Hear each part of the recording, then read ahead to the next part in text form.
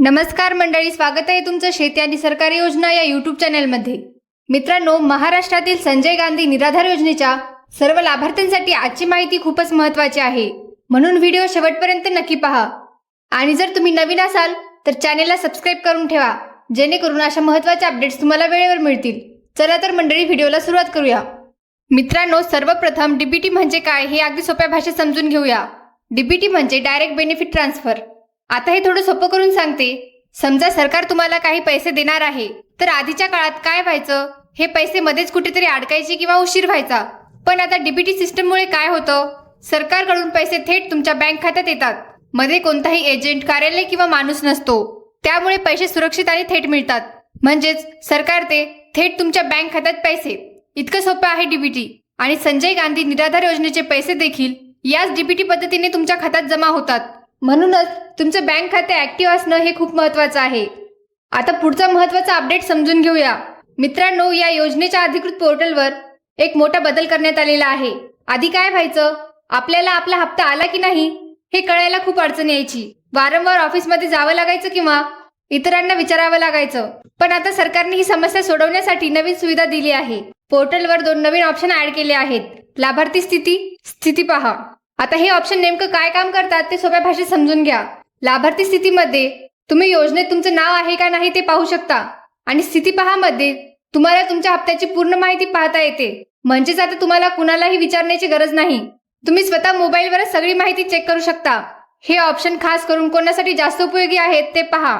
ज्यांना मागचा हप्ता मिळाला नाही, ज्यांनी नुकताच नवीन अर्ज केलेला आहे, अशा लोकांना तर लगेच कळणार आपला अर्ज अप्रूव्ह झाला का, हप्ता येणार आहे का।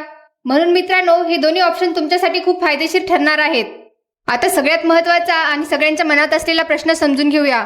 मित्रांनो, सध्या सगळेच लाभार्थी एकच प्रश्न विचारत आहेत, मार्च महिन्याचा हप्ता मिळणार का आणि तो एप्रिलच्या हप्त्यासोबत येणार का। आता हे का विचारलं जाते ते समजून घ्या।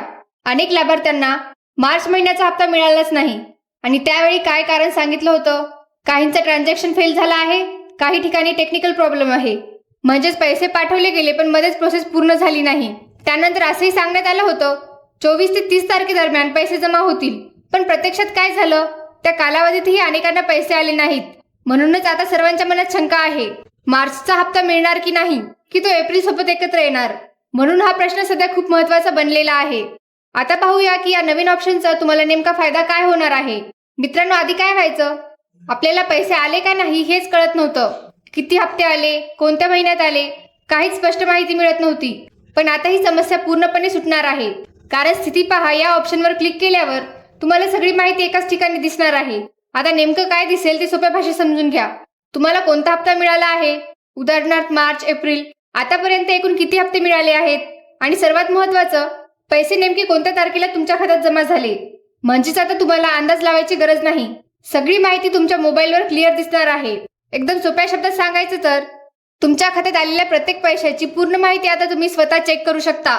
म्हणून मित्रांनो, हा निर्णय लाभार्थ्यांसाठी खूपच महत्त्वाचा आणि फायदेशीर आहे। आता एप्रिल हप्त्याबाबतची सध्याची स्थिती समजून घेऊया। मित्रांनो, सध्या अनेक जण विचारत आहेत, एप्रिलचा हप्ता कधी येणार।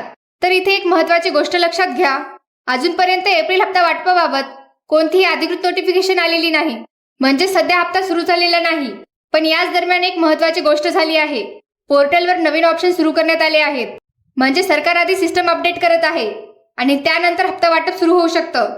आता सर्वात महत्त्वाचा प्रश्न, मार्चचा हप्ता एप्रिल सोबत येईल का। तर याबाबत काय समजतं, मार्चचा हप्ता एप्रिल सोबत मिळण्याची शक्यता खूप कमी आहे। म्हणजेच बहुतेकांना मार्चचा हप्ता वेगळा मिळणार नाही। पण जर एप्रिल सोबत मार्चचा हप्ता आला तर ती लाभार्थ्यांसाठी खूपच चांगली गोष्ट असेल। म्हणून मित्रांनो, सध्या घाई करू नका, आधी तुमचं स्टेटस चेक करा आणि अधिकृत अपडेटची वाट पहा। आता एक महत्त्वाची समस्या समजून घेऊया। मित्रांनो, अनेक दिव्यांग लाभार्थ्यांकडून एकच तक्रार येत आहे, त्यांच्या खात्यात पूर्ण पैसे येत नाहीत। नेमकं काय होतंय ते पहा। काहींना फक्त 1000 रुपये जमा होत आहेत, पण उरलेले पैसे येतच नाहीत, म्हणजेच हप्ता पूर्ण मिळत नाही। आता इथे गोंधळ निर्माण होतो, पैसे कमी का आले, बाकीचे पैसे कधी येणार, हे काही स्पष्ट कळत नव्हतं। पण आता या नवीन स्थिती पहा या ऑप्शनमुळे ही समस्या सुटणार आहे। तुम्हाला नेमके किती पैसे जमा झाले ते दिसेल, आणि कोणत्या तारखेला पैसे आले ते सुद्धा दिसेल। म्हणजेच आता अंदाज लावण्याची गरज नाही, सगळी माहिती तुम्ही स्वतः मोबाईलवर चेक करू शकता।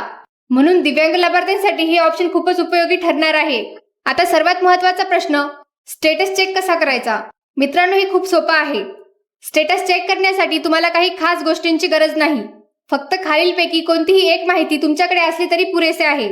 तुमचा ॲप्लिकेशन नंबर किंवा आधार नंबर किंवा मोबाईल नंबर. आता ते कसं वापरायचं ते समजून घ्या.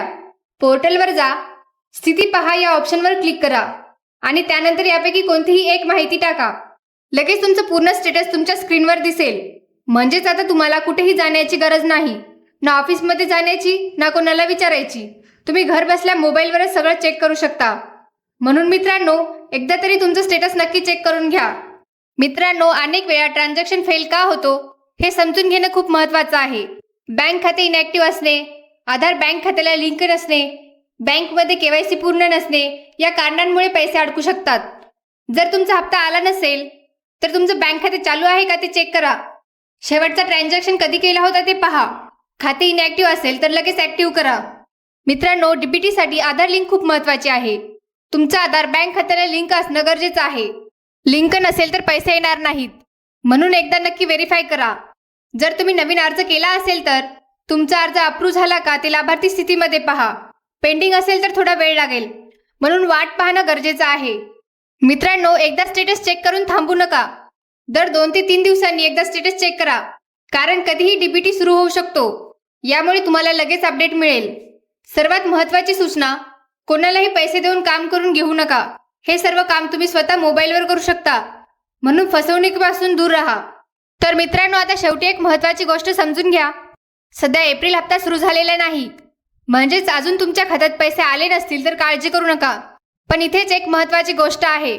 हप्ता सुरू होण्याआधी तुम्ही तुमचं स्टेटस नक्की चेक करा, कारण त्यामुळे तुम्हाला आधी स्पष्ट होईल आतापर्यंत तुम्हाला किती हप्ते मिळाले आहेत आणि कोणत्या तारखेला ते पैसे तुमच्या खात्यात जमा झाले होते. म्हणजेच पुढचा हप्ता आल्यावर तुम्हाला लगेच समजेल की पैसे आले की नाही. एकदम सोप्या शब्दात सांगायचं झालं तर आधी स्टेटस चेक करा, मगच पुढच्या हप्त्याची वाट पहा. म्हणून मित्रांनो, आजच तुमचं स्टेटस एकदा नक्की चेक करून घ्या. मित्रांनो, ही माहिती तुम्हाला उपयुक्त वाटली असेल तर व्हिडिओला एक लाईक नक्की करा आणि जास्तीत जास्त लोकांपर्यंत शेअर करा, कारण ही माहिती इतरांनाही खूप उपयोगी पडू शकते. आणि अशा सरकारी योजना आणि शेतीविषयक अपडेट्ससाठी आपल्या शेती आणि सरकारी योजना या यूट्यूब चॅनेलला नक्की सबस्क्राईब करा. तसेच मित्रांनो, जर तुम्हाला रोजचे अपडेट्स तुमच्या मोबाईलवर हवे असतील तर लगेच आपल्या व्हॉट्सअप ग्रुपला जॉईन करा. व्हॉट्सअप ग्रुपची लिंक डिस्क्रिप्शनमध्ये दिलेली आहे.